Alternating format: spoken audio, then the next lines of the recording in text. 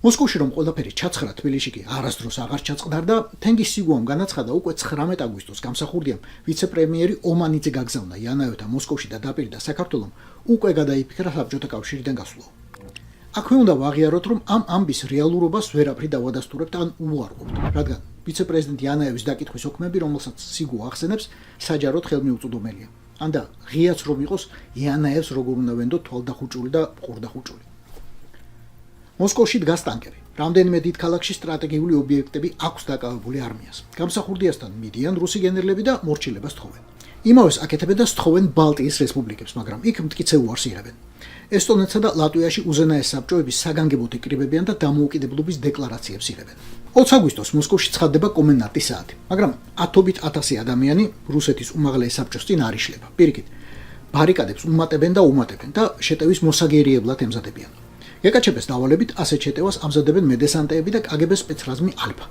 ალფას მეთაური და საბჭოთა სადესანტო ჯარების სარდალი გრაჩოვი მოსკოვის ქუჩებში მანქანით გადიან და ვითარებას აფასებენ. დაბრუნებულები ეუბნებიან, რომ ამბავი მსხვერპლის გარეშე არ ჩაივლის.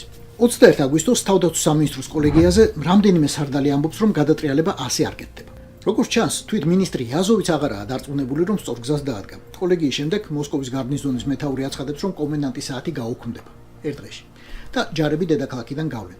თეთრ სახლად წოდებული უმაღლეს საბჭოს штурმი აღარ შედგა. В результате предательства გრაჩოვის ასევე გარკვეულწილად ალფას ღალატის გამო ვერ დავამყარეთ წესრიგი მოსკოვში. ელცინის ეგრეთ წოდებული მომხრეები 100,000-მდე იყვნენ. ამ ხალხს ქვემეხით ფუჭი ბათქიც კი დაშლიდა, რომლებიც როგორც ამბობენ, თვალები იყვნენ და იქ ფულით მიიყვანეს.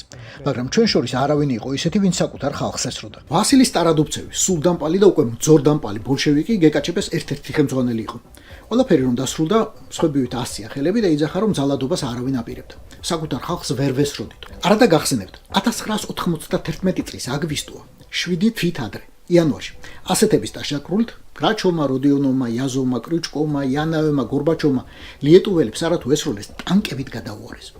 ესროლეს ლატვიელებს. იქამდე ერთი წლით ადრე ესროლეს და ტანკებით გასრისეს აზერბაიჯანელები. 7 თვით ადრე კი დაჩეხეს და დაწამლეს ქართველები. ისინი როგორც ჩანს არც ერთი არ იყო მათი ხალხი. ჩურკები იყვნენ და საბჭოთა კავშირიდან გასვლას იტყობდნენ. ამიტომ იმსახურებდნენ. აი მოსკოვში კი თურმე ქუჩებში მათი ხალხი იდგა და დიდი სისხლისღვრა ამიტომ არ მოხდა. დაიღუპა 3 ადამიანი, მათგან სულ მცირე 2 შემთხვევით. საბოლოო ჯამში ტანკები მზედ ამზრვალ იელცინს უფრო გამოადგა, რომ დაუმორჩილებლობისკენ მოეწოდებინა. Родилась новая страна. დაიბადა ახალი ქვეყანა, ახალი დემოკრატია. გაუმარჯოს დემოკრატიას, გაუმარჯოთ მოსკოველებს, გაუმარჯოს რუსეთს. Да здравствует Россия!